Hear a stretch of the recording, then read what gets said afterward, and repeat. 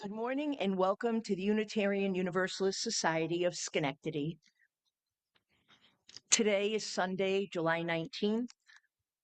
I am Stephanie Maslanka. My pronouns are she, they. I am leading worship today alongside Lars Dahl, who uses he, him pronouns. We welcome you into this circle of caring people, journeying with curiosity. As today, we will explore the covenants we keep. This morning, our dear friend Walt will kindle our chalice with these words from Irene Glass. Open to possibility. We kindle light, and with it, possibility. That we are more than the sum of our parts. That the world is more than a problem to solve. That illumination is more than simple flame. We light the chalice and open to possibility. I now offer this prayer by Andrea Hawkins Camper. Blessed are we who gather with open hearts together in this space today. Blessed are we, the chalice lighters of resistance, justice, love, and faith. Blessed are we, the heretics, the outcasts, the walkers of our own way. Blessed are we, the border crossers, the refugees, the immigrants, the poor, the wanderers who are not lost. Blessed are we, the transgressors, the trespassers, the passers-by, the cause takers, the defiant, the compliant. Blessed are we, the hand extenders, the sign makers, the protesters, and the protectors. Blessed are we, the trans women, the trans men, the non-binary, the cisgender, the multigender, the no gender. Blessed are we, the friend, the stranger, the lonely, the hidden, the visible, the authentic. Blessed are we who rise in solidarity. Blessed are we who cannot. Blessed are we who do not. Blessed are we, for this is our beloved community, and this is who we are. I have heard and read that covenant is both a noun and a verb. And that makes sense. Covenant is both a thing and an action. It's the thing we create and use as our promises to one another. Also, it's the action we take when we keep covenant and when we work to heal when covenant is broken. As a noun, a covenant is a binding agreement or a promise. As a verb, to covenant is to promise or enter into such an agreement. UU Reverend Lisa Ward writes, a covenant is not a definition of a relationship. It is the framework for our relating. A covenant leaves room for chance and change. It claims, I will abide with you in this common endeavor, be present as best I can in our becoming. This calls for a level of trust and sacrifice that needs to be nurtured, renewed, and affirmed on a regular basis. As a non-creedal religion, Unitarian Universalists are bound by our covenants. And in day-to-day existence, I believe we live and work by more covenants than we actually realize. Some formal, some informal. Think about your relationships at home, school, work, and in society. We live covenantally. We have rules to live by, yes? For many at work, HR provides the guidelines we are required to follow. At home, we have requirements to meet. In a relationship, we have expectations we have and try to keep for the harmony and the good. As UUs, we use great discernment and creating covenants with one another in our committees, teams, and groups.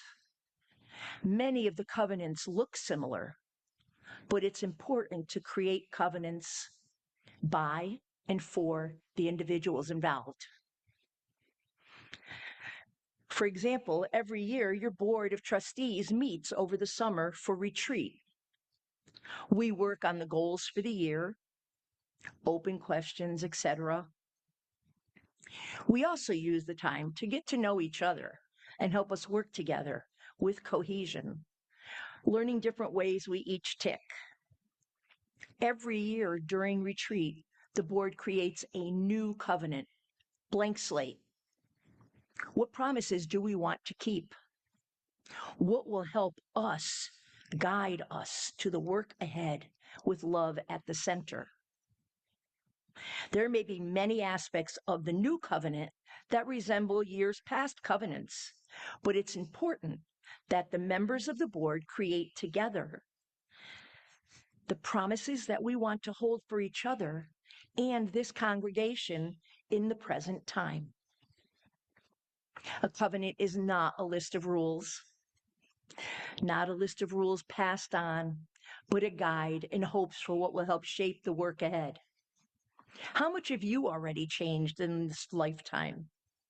Your thoughts, your opinions, your goals most likely are greatly different from what they were a few years ago, maybe even just a few months ago.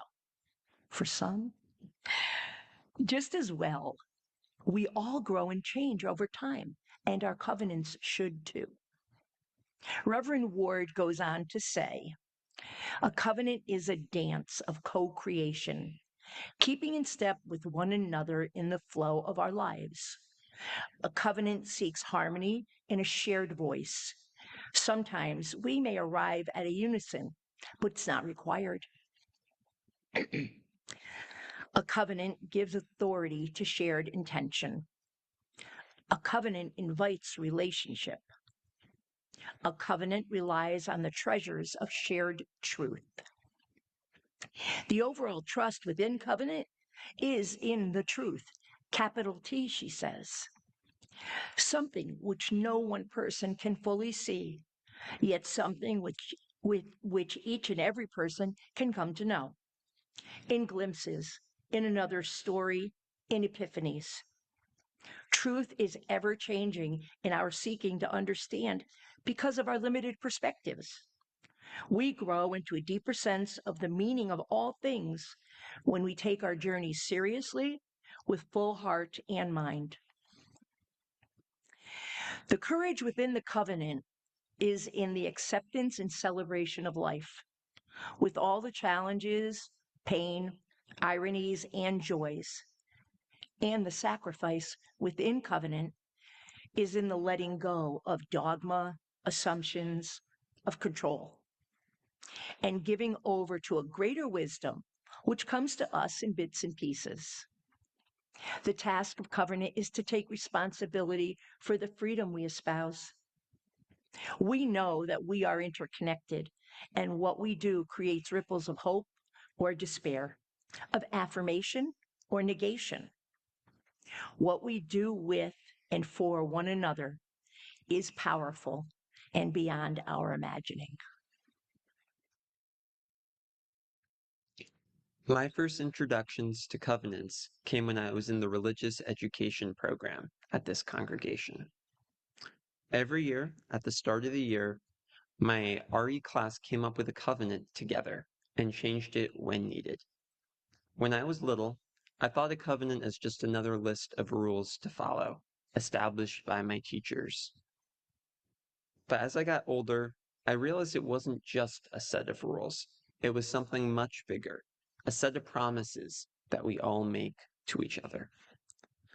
Those promises didn't feel like they held much weight when I was younger, but as I grew into adulthood, the promises felt, and still feel, more important than any rules I have to follow.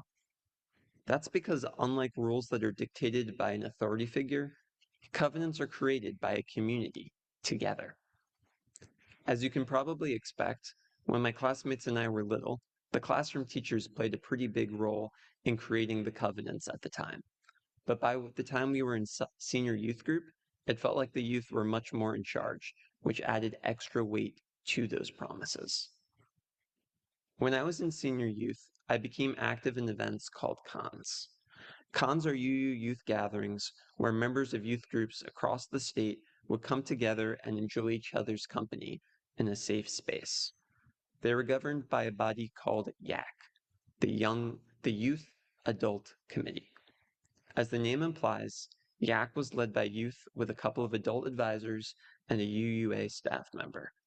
At every con, among many other duties, YAC would lead the process of creating a covenant for the community. And because YAC was youth-led, oftentimes covenants were created without adults ever saying anything. Creating a covenant at a con was the first time I started to feel like an adult. It was the first time in my life where a group of my peers had complete agency over the promises that we would make to each other without the need of input from real adults. It was liberating. We did not create the same covenant over and over at each con. While parts stayed the same, there were changes as our community grew and our own needs changed. One of the changes was to something called the oops, ouch system. The idea behind the system is that when you unintentionally said something that was hurtful, you'd say oops as a way to acknowledge that you messed up and create opportunities for those who felt hurt to say ouch. This system was included in all the covenants at my first few cons. Over time, though, members of the community began to notice that the system wasn't fully delivering its desired effects. Saying oops when you recognize you made a mistake is good, but more often, someone would unintentionally say something hurtful and just not realize it. Meanwhile, someone could feel hurt and be too afraid to just say ouch. So gradually, people began to propose changing the system to be the ouch oops system, to encourage folks to speak up whenever they felt hurt, and to stop other folks from repeating the same hurtful thing without realizing its harm. But covenants are living documents, and the prior change wasn't enough. Changing the name to ouch oops led to a lot more cases of it being said, but simultaneously led to a lot more awkward moments where people would just immediately move on and pretend that nothing ever happened. Someone clearly just said that they were hurt, and the other person or persons who may have hurt them may not have realized how they harmed them. So another change started to happen, and the system became known as the ouch oops conversation system, to encourage a little bit of dialogue afterwards. The system wasn't perfect, but when I bridged out of the youth group, it was better, and the community knew that they could change it again if they ever wanted or needed to. The covenants we create with one another are never going to be perfect and meet every need, but they can change with time and meet new needs as we learn to live in relationship with one another. Unfortunately, while everyone may try to live their lives to their best in a covenant, it's my opinion that all covenants will inevitably be broken. None of us are perfect, and sometimes we can act in unintentionally or even intentionally in hurtful ways that violate covenants. While I was on YAC, incidents would inevitably rise, and it was our job to deal with that breach while still trying to respect all of the people involved. For example, during one of my last cons, we ran into an issue where two longtime members of the community had violated a con's covenant. Shortly after it ended, YAC was notified by someone who attended that con that two members of the community were talking about and sharing inappropriate content. This was a clear violation of our con covenant and made the person who notified us feel deeply uncomfortable and not want to attend future cons. The act's first step when we believe a covenant to be broken is to find out as much information as we can. After some information gathering, we were able to identify the two people who were sharing the material. Before any kind of a judgment or decision was made, we wanted to talk to them, as well as to talk to other people who were nearby and might have perspective on the situation. After talking with everyone involved, we confirmed that inappropriate material was shared, but we also learned a lot more about the broader situation. It became clear that these two individuals were best friends and talked to each other about everything and would regularly hang out outside of cons. During the cons, they were scrolling on social media and saw something that was inappropriate for the con setting and showed the other person out of habit, and then they laughed, grabbing the attention of those around them. This led to others asking what was so funny, and that led to the content being shared widely. While those two weren't intentionally seeking out this content, they loudly chatted about it and did show it to other people. While we separately interviewed both of them, the two people both told us that in retrospect, they definitely broke the covenant and were quick to apologize for their actions. They recognized that while their behavior might have been fine between two friends at home, it was certainly not appropriate at a con setting. The two people in question also volunteered a solution, a personal apology to everyone in the community who was impacted, as well as a promise to delete social media apps from their phones during cons, to eliminate inappropriate content from showing up on, to prevent, to prevent inappropriate content from being shown on their phones, and to prevent this situation from happening again. This had the added perk of making those two members be more present with those around them instead of looking at social media. Yak agreed that this was a fair resolution, and the members in question followed through with their promises. We didn't have any issues with those two members again, and the community was able to heal. Ultimately, everyone was able to feel heard and listened to in the process. The offenders felt like they had a stake in the future and took the necessary steps to ensure that they could go back to being in covenant with the rest of the community. Yak could not go back in time and prevent the breaking of the covenant, but we could act to prevent it again using the least harsh consequence possible. Conversations around covenant can be playful, tense, messy, joyful, complicated, and all those things are normal. That quote is by UUA Reverend Sana Saeed, and it is from her writing titled Kintsugi and Covenant. She continues, but I find people get stuck on making a perfect covenant, or they try to create a covenant where people must live up to this ideal of perfectionism. That is not what covenant making is about. It's not about wordsmithing. It's about the deeper promise you are committing to hold yourselves to. When things get hard, it's about deepening the relationships that already exist. We're not perfect people. We all have scars that we carry.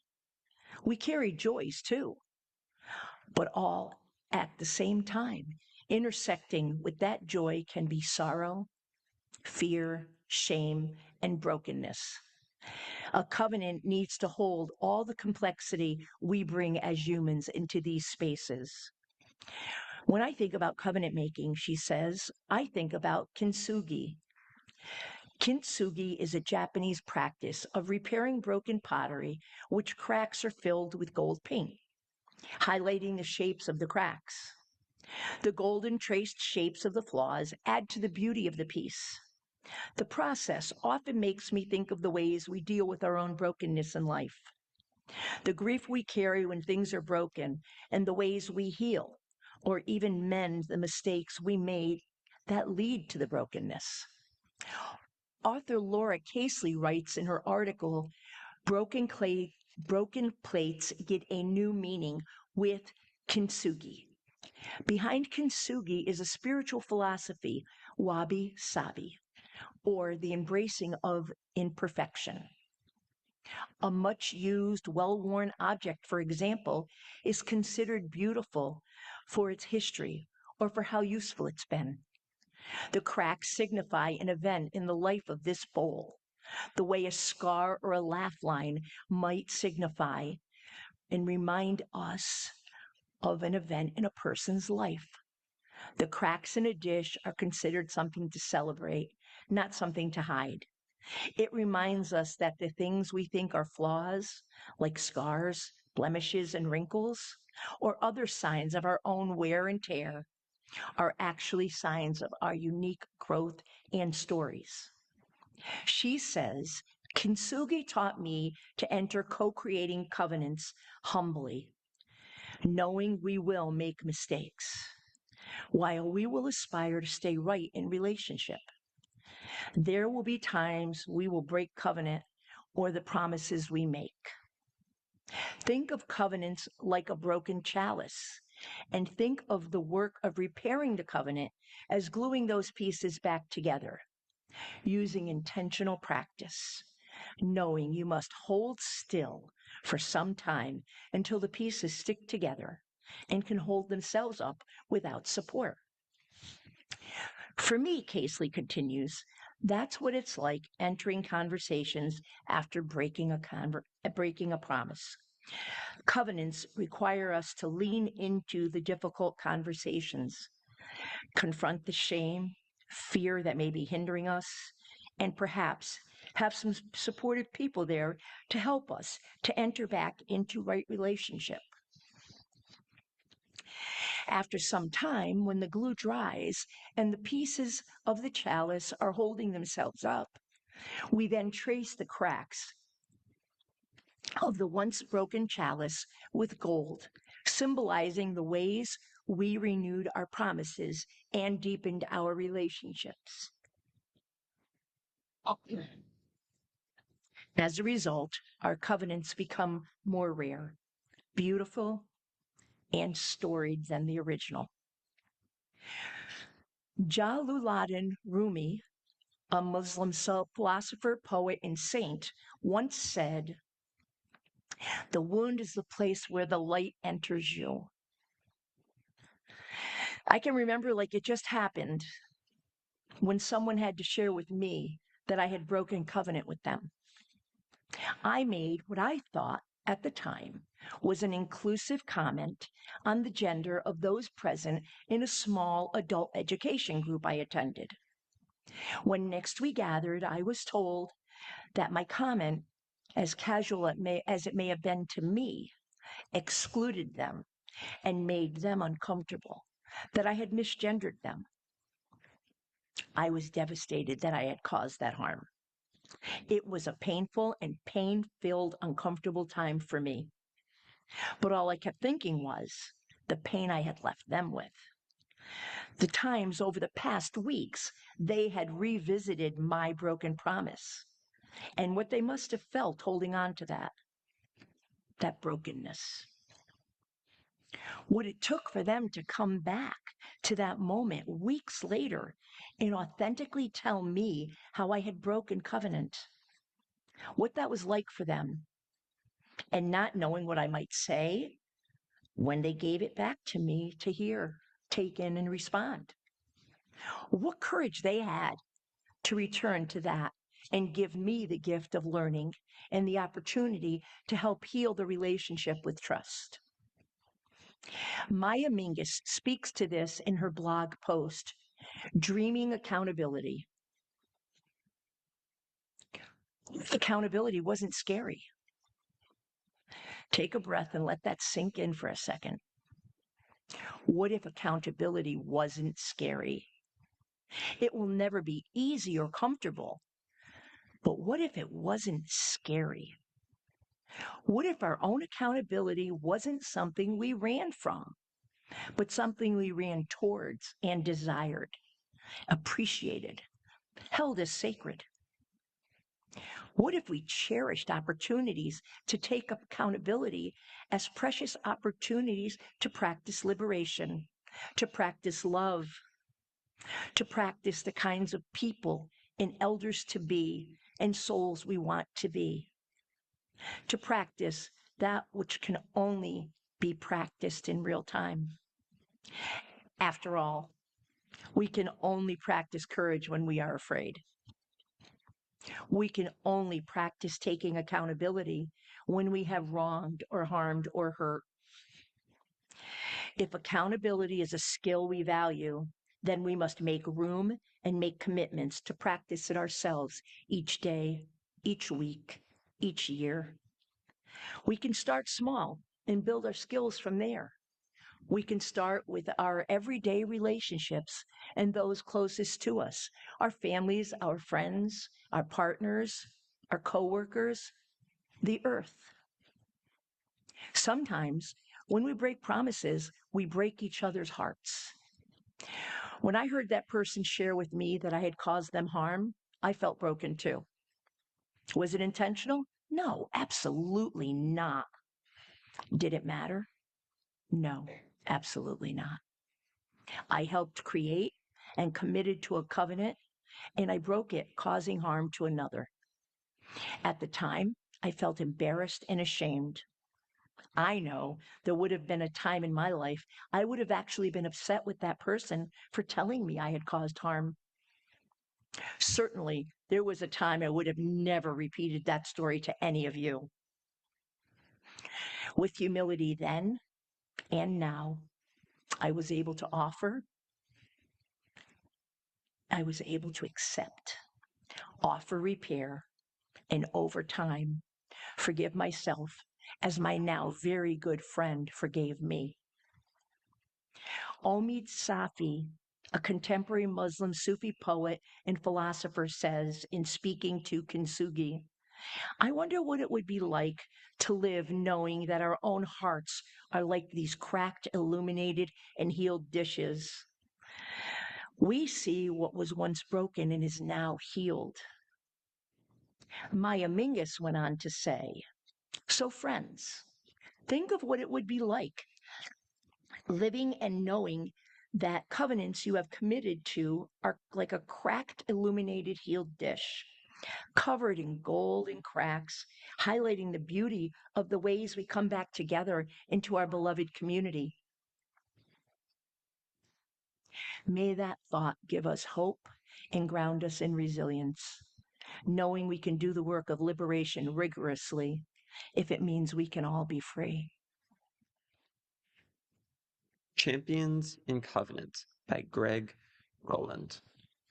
As we extinguish this flame, let us carry its glow into the choices ahead. Happiness grows not from comfort, but from connection, from feeling valued to ourselves and others, from enlarging our sympathies, from embracing a life of affection and purpose. So let this meeting not end in exhaustion, but in quiet triumph, the kind that comes from showing up, from listening deeply, from shaping the world, however slightly, with compassion and intent. We go forward not alone, but as companions in covenant, tending to the common good, with hope, humor, and with heart.